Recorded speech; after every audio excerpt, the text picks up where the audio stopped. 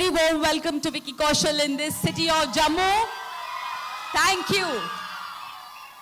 बैठ जाए प्लीज, बैठ जाए, लंबा इंतजार था, थोड़ा सा बैठिए, आइए. Thank you so much. अभी कहने की जरूरत नहीं है कि तालियों से स्वागत कीजिए. कैसा लगता है इतना जोश देकर विकी? सबसे पहले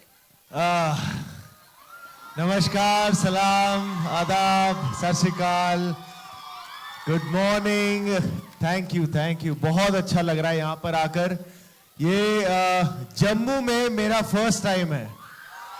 मैं पहली बार जम्मू आ रहा हूँ. कश्मीर में शूटिंग की है बहुत बार, पर जम्मू पहली बार आया हूँ. सो बहुत अच्छा लग रहा है कि आते ही इतना प्यार मिल रहा है आप सबसे. सो बहुत खुशी हो रही है यहाँ पर आकर. Thank you so much. This is a special for the people of Jammu. आप सबके लिए बहुत खास मौका है. अब आप सबको मैं एक बार फिर गुजारिश करूंगी कि बैठ जाएं. बहुत अच्छा लग रहा है इतना जोश देखकर और तालियों की गड़गड़ाहट सुनकर. और अब कुछ बातचीत. विकी कौशल, आप सब जान रहे हैं कि बहुत कम समय में ही हिंदी फिल्म इंडस्ट्री में कुल 8 साल और बहुत ही दिलचस्प इनका सफर रहा है. बहुत अलग अलग एक्सपेरिमेंट्स, अलग अलग तरह की फिल्म. और मुझे याद आता है कि आपकी वो हर फिल्म की अगर हम बात करें तो वो फिल्म एक खास फिल्म थी. आपने बहुत चुन के बहुत अच्छे, बहुत अलग किस्म के रोल्स किए हैं. अभी जो फिल्म आ रही है सैम बहादुर, उसकी बात से शुरुआत करते हैं. आप सबने गाना सुना, ये जो छोटी सी झलक हमने देखी, उसको सुनकर जब हम यहाँ पर स्टेज पे आ रहे थे तो अंग्रेजी में कहते हैं I was getting goose bumps. रोए बिल्कुल सिहर जाते हैं. वो जो देश प्रेम और जो नेशनलिज्म की भावना इस तरह के गानों को सुनकर जाग जाती है. कुछ ऐसा लम्हा था. ये जो गाना है ये कितना ख़ास है? हमने ये भी सुना कि इसमें जो लोग जो दिख रहे थे सेना के जवान, वो वाकई सेना के जवान हैं और इस मायने में बहुत ख़ास है. इसमें बहुत सारी वॉर क्राइज इस्तेमाल हुई हैं विकी. जी, आई थिंक एक चीज़ जो सैम बहादुर को मेरे ख्याल से हर फिल्म से अलग करती है वो है इसकी ऑथेंटिसिटी. और इसमें मुझे हमारी जो डायरेक्टर है मेघना गुलजार, उनका नाम लेना बहुत ज़रूरी है. बिकॉज उन्होंने बहुत मेहनत की है और हर डिपार्टमेंट में बहुत मेहनत की है वो डिटेलिंग लेके आने के लिए. ये जो गाना अभी प्ले हुआ था बढ़ते चलो, ये शायद ही इंडियन सिनेमा में पहली बार हुआ है कि जितने वॉर क्राइज है हमारे इंडियन रेजिमेंट्स के, मेरे ख्याल से 18 वॉर क्राइज होते हैं, वो सारे वॉर क्राइज इस गाने में है. तो एक इंडियन आर्मी को जो एक सच्चा ट्रिब्यूट होता है कि उनकी वॉर क्राइज को बांध कर एक गाना लिखा जाए, और गुलजार साहब ने गाना लिखा है. और उसके अलावा जितने आप फ्रेम में फौजी देख रहे हैं वो एक्टर्स नहीं है, वो रियल फौजी हैं. तो ये भी पहली दफा हुआ है इंडियन सिनेमा में, और उस फ्रेम में एक ही इंसान है जो फौजी नहीं है.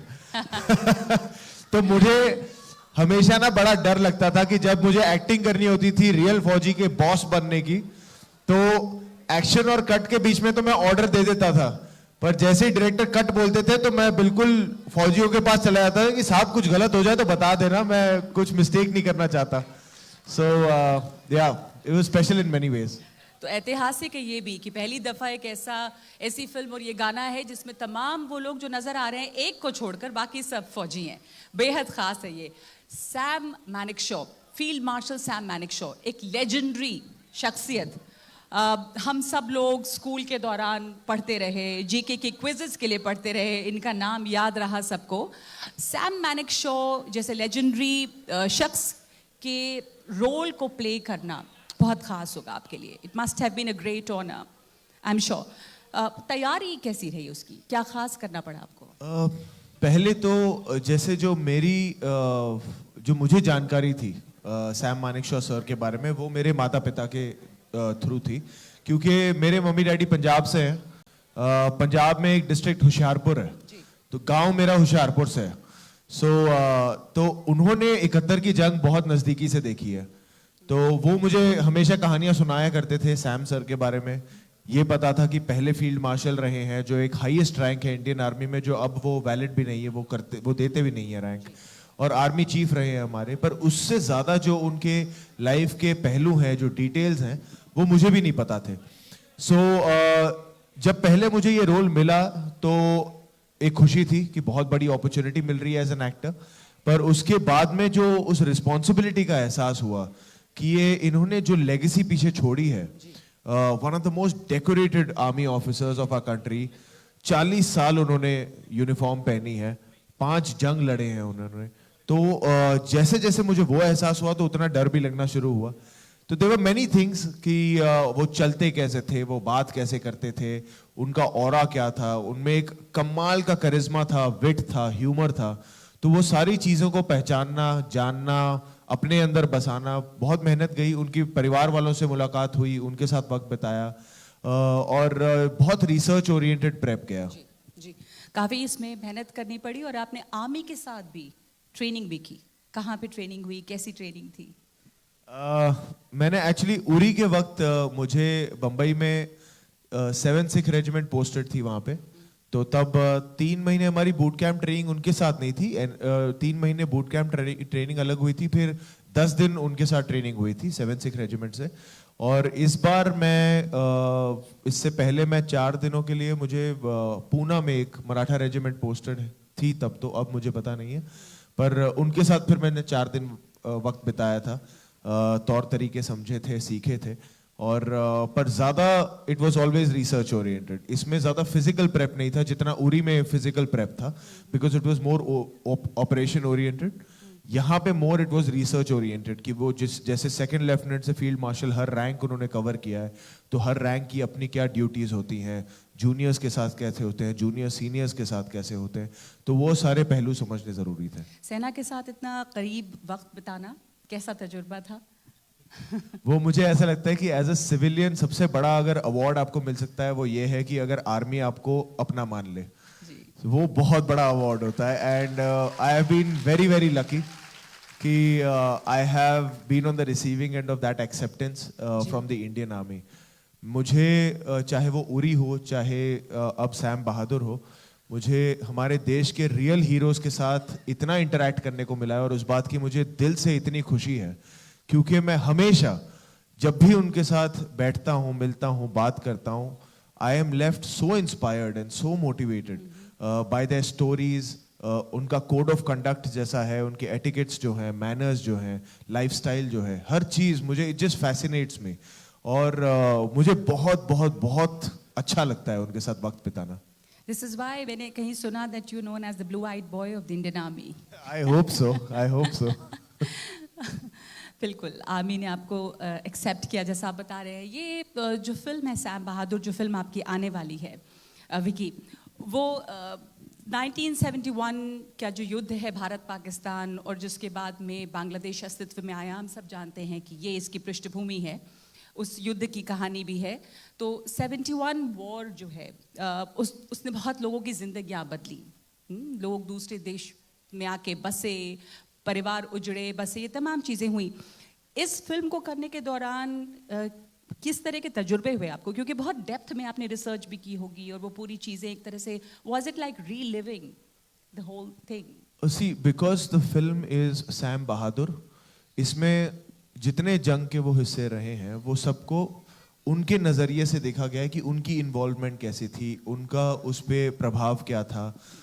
सो उस फिल्टर के साथ, उस लेंस के साथ मुझे उसे समझने का मौका मिला. जैसे when it comes to for example जो आपने 1971 की वॉर की बात की, तो उसमें he was the army chief.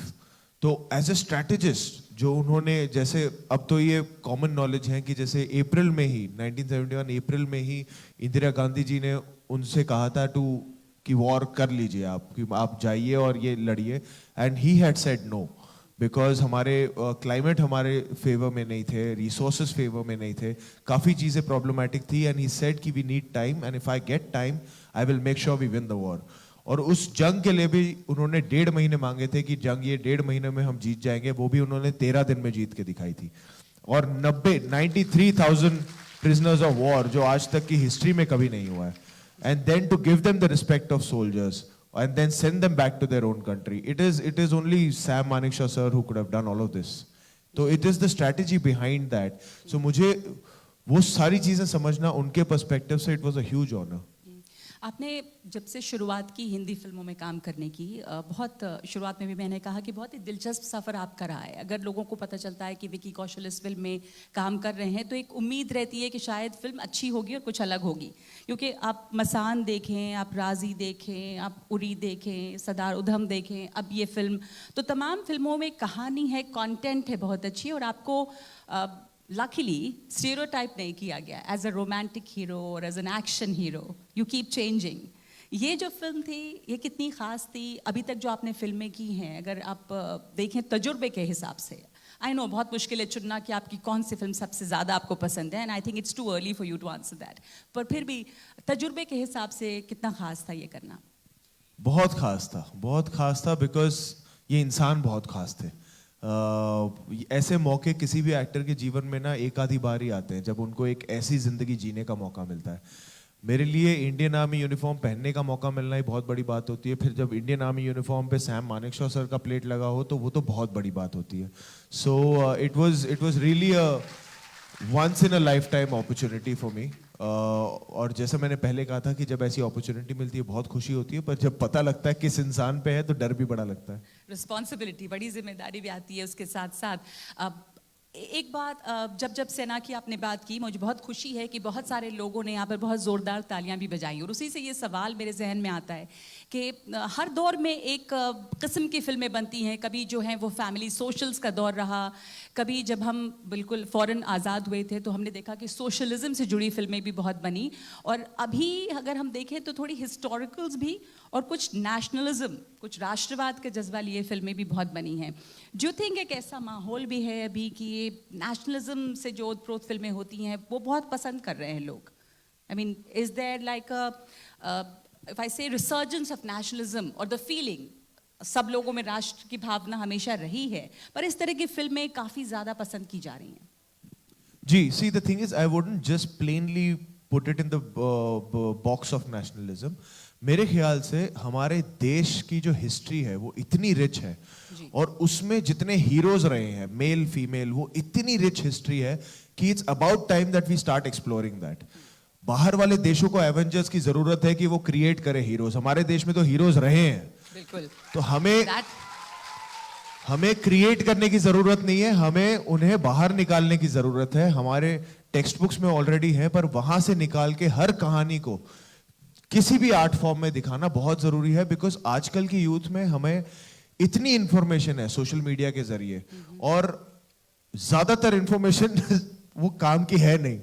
पर जब आप झांक के देखो हमारी हिस्ट्री में, we can only celebrate our true heroes when we are aware of them.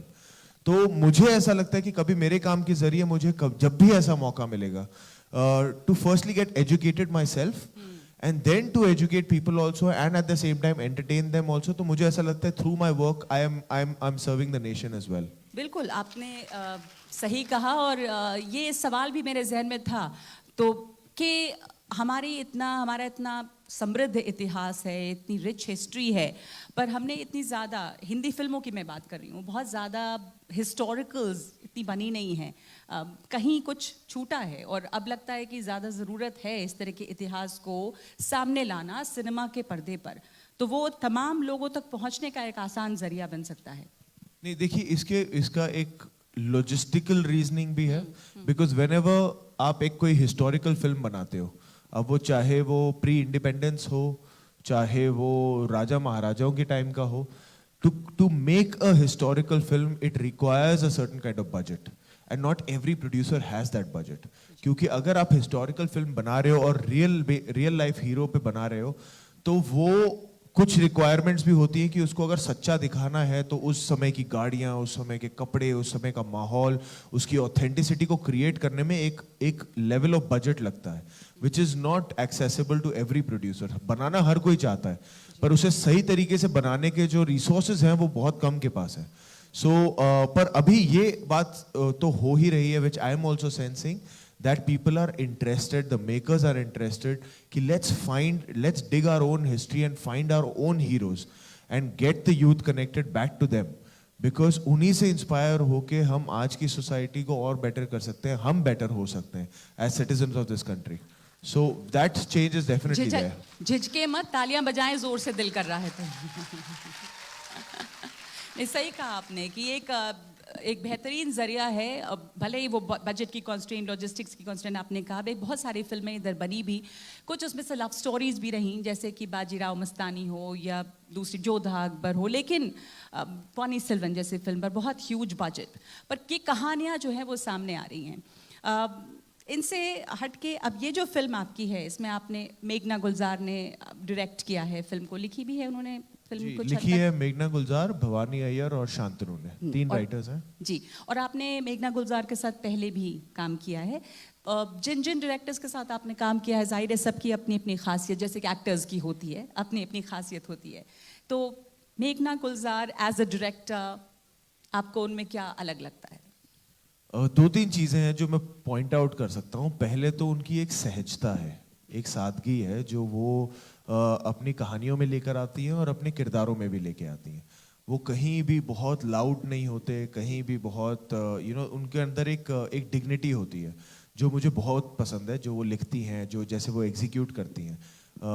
और दूसरा ये है कि वो she has an eye for authenticity, she tries her best.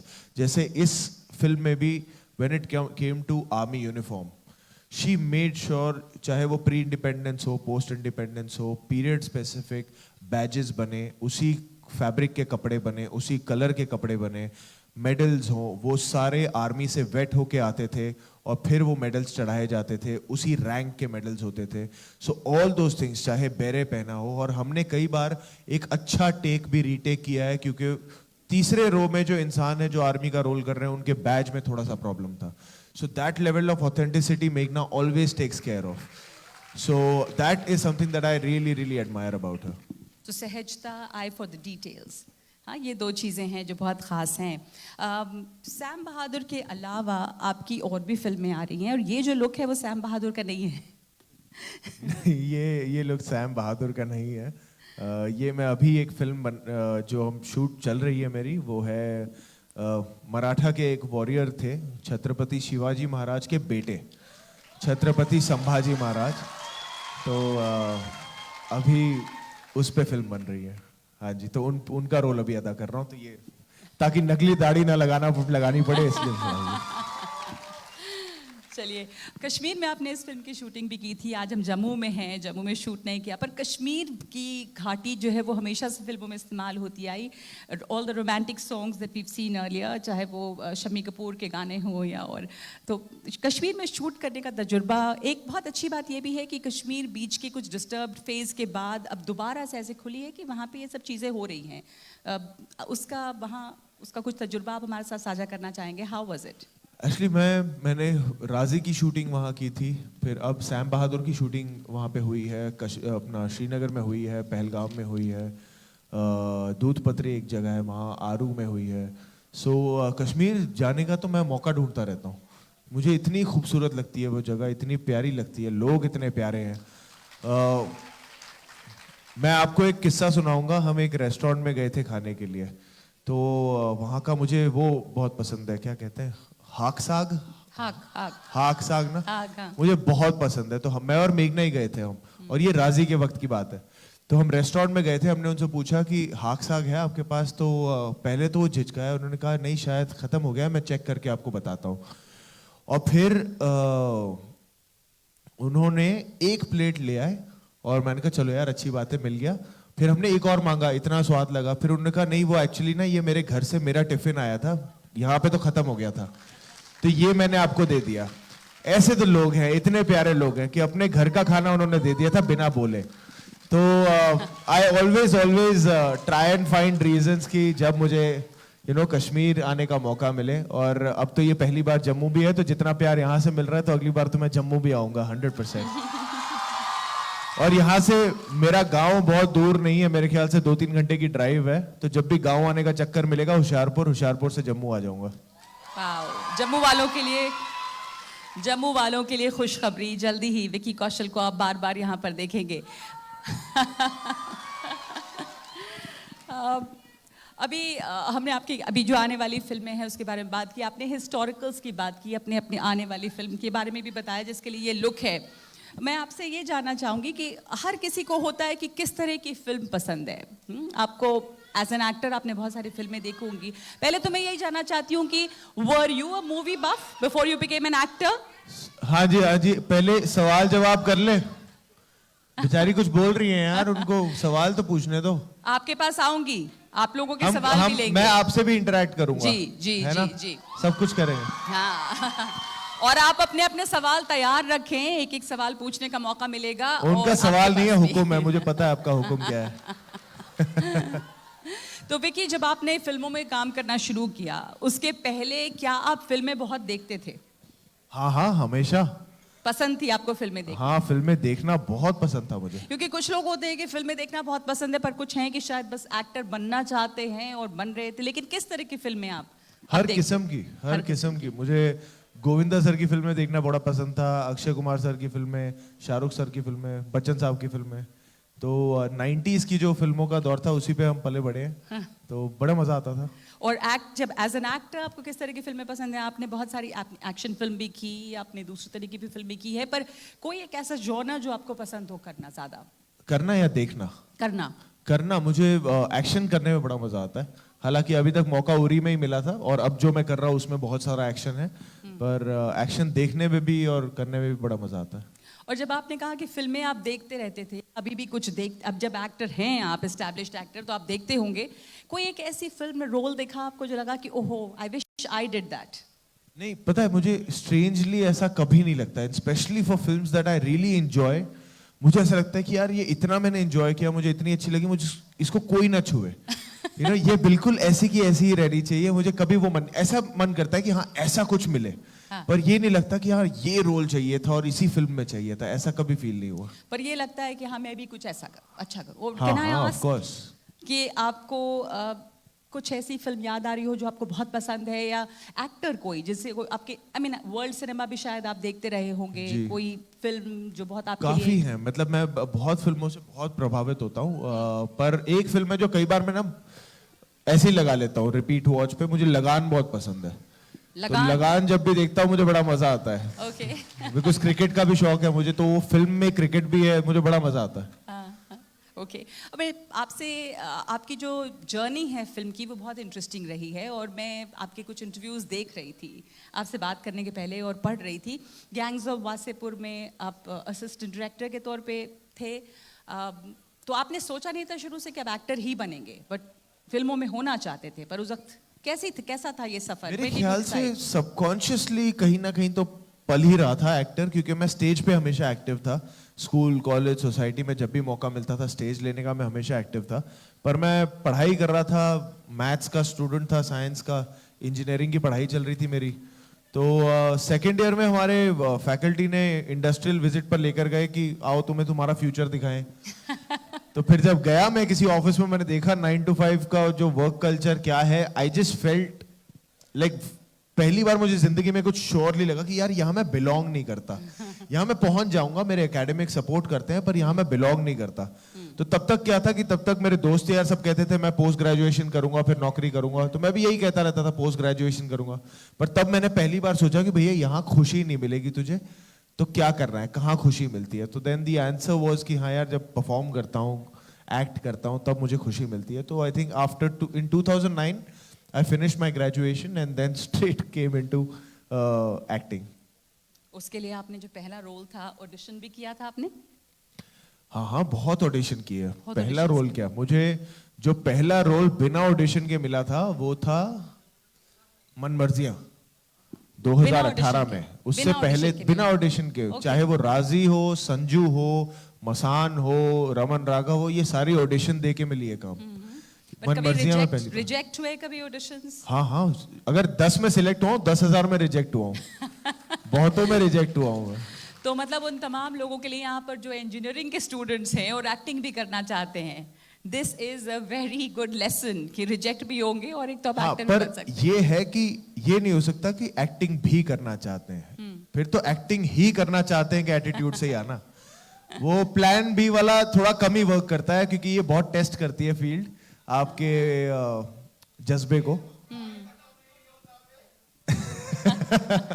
हाँ जी, ये तो काय खत्म नहीं होता बे। तो ये 8 साल पहले जो सफ़र शुरू हुआ मसान से विकी, और इंटरेस्टिंग सी जर्नी रही है आपकी, काफ़ी अलग अलग तरह के आपने काम किए हैं यहाँ पर.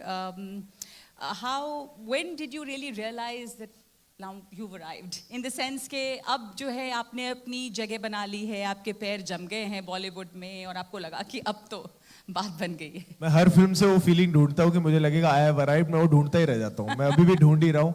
कल ये पिक्चर आ रही है, मैं आज इतना डरा हुआ हूँ, मुझे आज तक फील नहीं आ रही है आई हैव अराइव्ड. तो मुझे हर फिल्म से यही होप होती है कि कल मुझे लग जाएगा कि आई हैव अराइव्ड. तो अगर आप अपना प्यार दें, जब ये पिक्चर बाहर आए तो आपके प्यार से, ताकि मुझे इस सवाल का मैं जवाब दे पाऊं कि हाँ मुझे लग गया कि आई हैव अराइव्ड, तो आप प्लीज प्यार दिखाइएगा फिल्म को.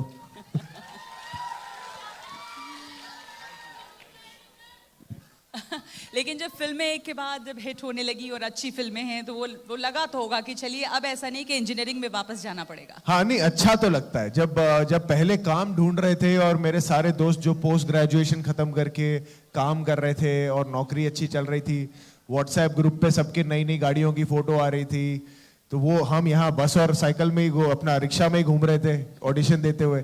तब लगता था कि अरे यार ये पक्का यही है ना, ये सही तो कर लिया ना. पर हाँ, वो फिल्म दर फिल्म वो कॉन्फिडेंस बढ़ता चला गया कि नहीं ठीक है, ठीक हो रहा है सब. और जब ये कॉन्फिडेंस बढ़ता जाता है, जैसे शुरुआत में जब आपने काम शुरू किया था, तो जब आप एक फिल्म करते थे और एक फिल्म आपने की, तो उस वक्त एक चीज़ होती है कि आपने अच्छा किया कि नहीं किया, किसकी ओर देखते थे. ऑडियंस का प्यार तो है ही, बट फॉर वैलिडेशन वो ज़रूरत भी होती है कि कोई बताए कि आपने अच्छा काम किया है. Did you need that? And शुरुआत में ऑफ कोर्स वो आप हर जगह देखते हो. अपने परिवार की तरफ देखते हो, दोस्तों की तरफ देखते हो जो आपको पता है बिल्कुल अनबायस्ड ओपिनियन बताएंगे अपनी. आप लोगों की तरफ देखते हो, आप क्रिटिक्स की तरफ देखते हो, हर जगह देखते हो, और वो वैलिडेशन चाहते हो जब आपको नया नया काम मिल रहा होता है. धीरे धीरे क्या होता है कि आप स्टिल वो वैलिडेशन के भूखे होते हो, पर आपको अंदर से एक पता होता है. आप पहले अंदर झांकना शुरू करते हो कि अंदर से तुम्हें पता है कि काम यार हुआ है टक्कर का या नहीं हुआ है. तो वो धीरे धीरे होता है फिल्म दर फिल्म. पर शुरुआत में तो of course the outward validation ज्यादा मैटर करती है, आप ढूंढते रहते हो उसे. और अब इनवर्ड भी ऐड हो गई. आउटवर्ड अभी भी है, पर उसमें पहले एक इनवर्ड भी आता है कि मन से पहले आता है कि हाँ यार तू सेटिस्फाइड है कि नहीं, तूने पूरा दिया कि नहीं इस काम को. तो वो पहले सवाल आता है, जो पहले शुरुआत में हमेशा ये होता था कि दूसरों को कैसी लग रही है. एक दोहा है ना कबीर का, निंदक नियरे राखियो. तो आपके निंदक आसपास कौन है, क्रिटिक्स कौन है आपके? आई थिंक मेरा परिवार. वो बिल्कुल साफ मुझे बोल देते कि यार विकी ये अच्छा लगा, ये ठीक था, ये हमें समझ नहीं आई, तो वो बिल्कुल साफ साफ बता देते. सबसे सख्त, सबसे कड़ी आलोचना कौन करता है? डिपेंड करता है फिल्म कैसी थी. जैसे रमन राघव देखी है किसी ने? बहुत कम लोगों ने देखी है, मुझे पता है. उसमें बहुत गलत काम करता था मेरा कैरेक्टर उस फिल्म में, और था पर वो पुलिस वाले का रोल था, तो मैंने मम्मी को सिर्फ इतना ही बताया था मैं पुलिस वाला हूँ. तो बड़ी होप के साथ देखने गई थी, और फिर जब वो फिल्म देख के आई तो फिर मैंने पूछा कैसा लगा, कहती बकवास. तो वो डिपेंड करता है फिल्म दर फिल्म, बट मॉम हमेशा एक्चुअली बोल देती है.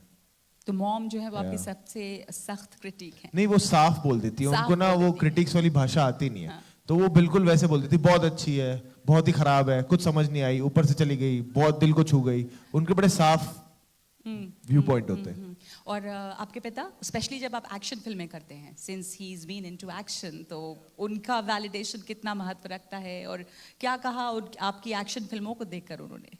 नहीं, उन्होंने हमेशा ही सराहा है, उनको अच्छी लगी है अभी तक की. थैंकफुली पिक्चरें अच्छी ही हुई है. तो he is been very supportive. या तो अब जो अलग अलग रोल्स आपने किए उसके लिए प्रेपरेशंस भी अलग अलग रही होंगी ना. राजी जैसे किया आपने, वो एक अलग है, मन मर्जिया है, अब ये फिल्म है. आप अपने को, बहुत सारे एक्टर्स ऐसा कहते हैं कि मेथड एक्टिंग किसी को है, कोई स्पॉन्टेनियस है ज़्यादा, कोई एक्टिंग स्कूल नहीं गया. आपका क्या, आपने कहीं एक्टिंग सीखी भी? Will you call yourself a spontaneous actor? Do you prepare? क्या, कैसे? सी आई थिंक ये सारे ना बड़े फैंसी वर्ड्स हैं. मेथड एक्टर, स्पॉन्टेनियस एक्टर, कुछ नहीं है. एक्टर का काम होता है इस इमोशन को सच्चाई से निभा दो. अब जरिए बहुत सारे हैं कि कभी ये स्किल है, कभी ये टूल है आपके पास, कभी ये टूल है, और आप हर टूल को अपने साथ रखना चाहते हो। ऐसा नहीं कि चल यार मैं सिर्फ हथौड़े से ही काम करूंगा। वो सारे टूल्स आपको रखने पड़ेंगे और सारे टूल्स से आदी होना पड़ेगा आपको। तो मैं ये नहीं कहूँगा मैं मेथड एक्टर हूँ या मैं स्पॉन्टेनियस एक्टर हूँ। मैं सीन दर सीन वो चेंज होता है। किसी सीन में मेथड अप्रोच लेना पड़ता है, किसी सीन में आपको बिना किसी प्रेपरेशन के स्पॉन्टेनियस होना पड़ता है और उसी पे डिपेंडेंट रहना पड़ता है, उसी में मैजिक निकलता है। किसी सीन में आपको बहुत सारी रिहर्सल करनी पड़ती है बार बार बार बार। तो वो scene to scene, character to character change होता रहता है जी। लेकिन जो आपने कहीं एक्टिंग सीखी तो नहीं सीखी? जी जी, एक एक्टिंग कोर्स किया है, फिर मैंने 3-4 साल थिएटर किया था। अच्छा, तो आप जब फिल्म के लिए जाते हैं तो उसके लिए जो सीन्स की प्रेपरेशन, डायलॉग्स याद करना, कुछ लोग, मैंने आपका एक और इंटरव्यू सुना जिसमें आप ये कह रहे थे कि आप सीन या डायलॉग्स को बहुत ज़्यादा याद नहीं करते, रटते नहीं हैं, आप महसूस करते हैं और आप उसके बाद अपने शब्दों में भी उसको करते नहीं, हैं। मैं हमेशा सही ना, चाहे पहले पढ़ाई हो, मैं रटने में जीरो रहा हूँ। मेरे से रट्टा मारा ही नहीं जाता। ऐसा नहीं मैं कुछ बहुत ही कमाल एक्टर हूँ इसलिए नहीं रटता, मेरे से होता नहीं वो। तो मैं एक स्क्रिप्ट जब आती है मेरे पास तो मैं उसे रोज कम से कम, मतलब आपको कई बार एटलीस्ट 1 महीने का टाइम तो मिलता है उसकी तैयारी करने का, कई बार 2 महीने का, कई बार 3 महीने का। तो मैं बस रोज उस स्क्रिप्ट के साथ बैठता हूँ और रोज जितनी बार हो सके मैं उसे पढ़ता रहता हूँ। मैं याद करने के लिए नहीं बैठता हूँ कि ऐसा ऐसा ऐसा फिर उसे रटे जाओ। पढ़ता रहता हूँ, डायरेक्टर के साथ रोज मिलकर उस पर जैम करता हूँ कि अच्छा ऐसा क्यों लिखा है और ये क्यों नहीं लिखा, ऐसा भी लिखा जा सकता था। तो वो जब तक 1-2 महीने का वो प्रोसेस करते हो तो वो शब्द, वो चीजें याद हो जाती हैं फिर आपको। ओके। एक आपकी जो ये जर्नी रही है वो ऐसा नहीं था कि आप आप फिल्म इंडस्ट्री से थे, आप बॉम्बे में थे, लेकिन ये गिवन नहीं था कि आप एक स्टार के बेटे हैं और आप बन ही जाएंगे स्टार। हाँ, तो वो जर्नी बहुत आपकी इंटरेस्टिंग और मेहनत की भी रही है। You worked hard to reach here. वैसे में बहुत बार बहुत नाकामियाँ भी आती हैं जब नहीं बन रही है बात, हताश भी होते होंगे। तो बहुत सारे जो नए लोग एक्टिंग की दुनिया में आए हुए हैं और देख रहे होंगे होपफुली अभी, तो उनको आप कुछ बताना चाहेंगे? बहुत बार ऐसा लगता है कि अब छोड़ दें, नहीं होगा, you give up, but what keeps you going? वो आपके लिए भी स्ट्रगल का दौर रहा होगा। What was that thing that kept you going and you did not lose hope? या मोराल हाई रखें उस दौर में भी? जो मेरी जर्नी में मुझे हेल्प किया was, पहली बात तो द रियलिटी। अगर तो आप एक्टर बनना चाहते हैं, पहला तो ये कि कई एक्टर्स क्या करते हैं कि बहुत अच्छी अच्छी मार्लिन ब्रांडो की फिल्में देख ली, अल पचिनो की फिल्में देख ली, किताबें पढ़ ली एक्टिंग मेथड्स पे, तो फिर वो लगता है कि नहीं यार अब तो एक्टिंग समझ में आ गई, ये एक्टिंग हम कर लेंगे। पर एक्टिंग प्रैक्टिसिंग आर्ट है। दिमाग में एक्टिंग बहुत अच्छी होती है, मैं दिमाग में बहुत अच्छा रोता हूँ, पर वो उस दिन जाके जब डायरेक्टर एक्शन बोलेगा तब आंसू आएंगे कि नहीं आएंगे, वो मैटर करेगा। ऑडियंस तो वही देखेगी। तो इट्स अ प्रैक्टिसिंग आर्ट। तो आप जितना बाहर निकल सके, जितने ऑडिशन दे सके, जितने डायरेक्टर से मिल सके, कास्टिंग डायरेक्टर से मिल सके, और जितना आप एक्टिंग पे रोज प्रैक्टिस कर सके, वो आपको हेल्प करेगा। और दूसरा जो in terms of just motivation, मुझे एक मेरी माँ ने बहुत अच्छी चीज कही थी, जो उन्होंने तो ऐसी कह दिया था जो मेरे साथ रह गई। कई बार होता था कि ऑडिशंस देता था और क्रैक नहीं होती थी, टॉप 3 पे पहुंच गए, टॉप 2 में पहुंच गए, हो ही नहीं रहा, कोई क्रैक ही नहीं हो रहा ऑडिशन। एड फिल्म का ऑडिशन नहीं क्रैक हो रहा, फिल्म में तो बहुत दूर की बात थी। तो एक बार मैं घर पे था, मैं मम्मी को कह रहा था मम्मी पता नहीं कितना ही दूर लग रहा है, कि कैसे होगा क्या होगा। तो कह रही थी यार देख, तुझे ना कैसे होगा उसकी चिंता करना तेरा काम नहीं है, ये होगा वो फेथ रखना तेरा काम है। वो कैसे होगा कोई लिख रहा है तेरे लिए, बट तू मेहनत करता रहे और बिलीफ रख कि ये होगा। अगर ये तो चीज तेरे कंट्रोल में है तो उस चीज जो आपकी कंट्रोल में उसमें जान फूंक दो, जो आपकी कंट्रोल में नहीं है उसके बारे में ज्यादा चिंता मत करो। So this is also like the power of manifestation. You believed in it कि होगा और वो हुआ. I do believe in manifestation. I really strongly, very strongly believe in that.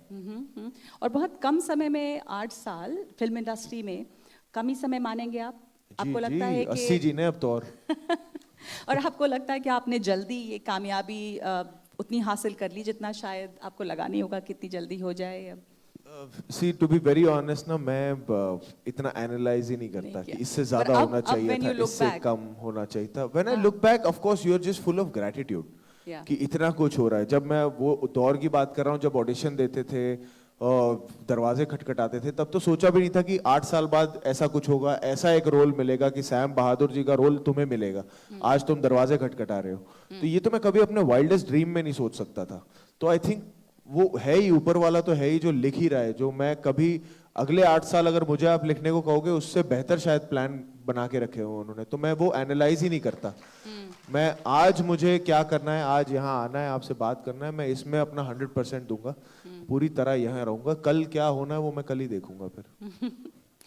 ये अभी आपको जो कामयाबी मिली है, मेहनत आपने बहुत की. आजकल एक वो भी दौर है जब बहुत जल्दी भी किसी को शोहरत, फिल्मों की बात नहीं कर रही हूँ मैं, कुछ ऐसी भी शोहरत हो जाती है कि लोगों ने एक रील बना दी और वो वायरल हो गया. आपने कोई कंटेंट कहीं डाल दिया सोशल मीडिया पे, वो वायरल हो गया और वो ट्रेंड करने लगा. तो फ़ौरन ये गलतफहमी सही, पर ये एहसास हो जाता है कि आप बहुत मशहूर हो गए और अब स्टार हो गए. बट उतनी ही तेज़ी से वो ख़त्म भी हो जाता है कई दफ़ा. बट व्हेन यू सक्सेसफुल, आप कामयाब हैं, उसी जगह पे उस कामयाबी को बरकरार रखना वो एक बहुत बड़ी चुनौती है कि आप उस जगह पे कैसे रहें. आप बताना चाहेंगे कुछ लोगों को इस बारे में कि how to manage success? See, there are two things, and especially I'm so happy you mentioned that कि आज के ज़माने में, सोशल मीडिया के ज़माने में ना, एक बहुत खूबसूरत और एक बहुत डेंजरस चीज़ आ गई है जिसका नाम है ट्रेंडिंग. ये बहुत डेंजरस चीज़ है और डबल एज सॉर्ड है मैं कहूँगा, क्योंकि ना सक्सेस के अब दो पहलू हो गए हैं. ट्रेंडिंग ना, ये थोड़ा ये है कि चर्चा और सक्सेस दो अलग चीजें हैं. आजकल क्या है, चर्चा को सक्सेस मानने लगे हैं कि आप चर्चित हैं तो आप सक्सेसफुल हैं, और वो चर्चा में लोग हर हफ्ते बदलते हैं और आप भूल जाते हो पिछले हफ्ते कौन था. तो I think don't chase trending, chase legacy. Legacy build करने में टाइम लगता है, वक्त लगता है, मेहनत लगता है, पर वो परमानेंट है. वो एक बार बन गई तो फिर वो बन जाती है.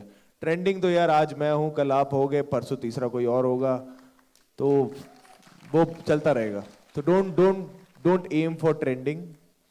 वायरल होने के तो बहुत तरीके हैं यार, सही गलत सब कुछ है ना. लेगेसी एक ही तरीके से बनेगी.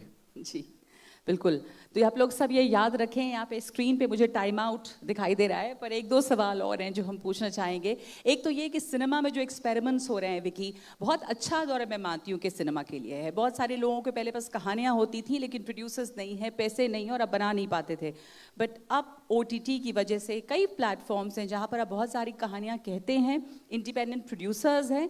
तो यहाँ पे हमने ये भी देखा है कि जो बड़े एक्टर्स हैं बल्कि वो भी एक्सपेरिमेंट कर रहे हैं. अब नेटफ्लिक्स हो गया, तमाम अदर प्लेटफॉर्म्स हैं सीरीज में. तो एज एन एक्टर ये दौर आपको कैसा लगता है सिनेमा के लिए? बहुत एक्सपेरिमेंट्स भी हो रहे हैं, कहानियों में भी, फॉर्मेट्स में भी. आई थिंक जो सबसे बड़ा फर्क आया है कि पहले ना हीरो के लिए कहानी लिखी जाती थी, आज कहानियों के लिए हीरो लिए जाते हैं. ये is so बहुत good. बड़ा फर्क है बहुत और बड़ा बहुत फर्क है. खूबसूरत फर्क है. जी. बिकॉज एक फिल्म का हर पहलू तभी सक्सेसफुल हो सकता है अगर उसकी कहानी लोगों के दिल को छुए. तो कहानी का चलना, कहानी का हीरो होना बहुत बहुत जरूरी है. So I think right now the way the writers are getting empowered is the most beautiful change that has come into the industry. Okay. और एक आखिरी सवाल. एक आखिरी सवाल ये है मेरा कि जब मैं यहाँ आ रही थी और बहुत सारे लड़कियों, महिलाओं को भी ये पता चला कि मैं आपसे बातचीत करूँगी. So lot of women were asking the question. अक्सर कहा जाता है कि जो सक्सेसफुल महिलाएं होती हैं, men are not able to take the success of their wives very easily. Your wife has been a very successful person और आपके पहले से वो बहुत कामयाब हैं. Clapping for that. जोरदार तालियां. आपके पहले से वो बहुत कामयाब हैं, बहुत बड़ी स्टार हैं. She has that star power. One second, let me finish my question. बहुत कम लोग हैं जो... भाभी तो वैसी हो, पर भाई भी ऐसा होना चाहिए ना. बिल्कुल बिल्कुल बिल्कुल. हमारा सवाल भी यही था कि लोग इससे सीख ले. I mean to be happy in your wife's success is a big thing. How do you a successful woman? वो आप कैसे करते हैं? नहीं देखिए, इट्स वेरी सिंपल. जब आप किसी के साथ प्यार करते हैं ना, तो प्लस माइनस सबके साथ प्यार होता है. और प्यार कभी सक्सेस फेलियर से नहीं होता. प्यार उस इंसान के अंदर जो दिल है, जो सोल है, उसके साथ हमेशा प्यार होता है। तो मुझे प्यार उनके दिल और सोल से हुआ है, ये सब मैटर नहीं करता। Thank you so much. अगर आप ये वीडियो YouTube पर देख रहे हैं तो हमारे चैनल को सब्सक्राइब करें और बेल आइकन को दबाना ना भूलें। अगर आप Facebook पर ये वीडियो देख रहे हैं तो हमारे पेज को लाइक करें।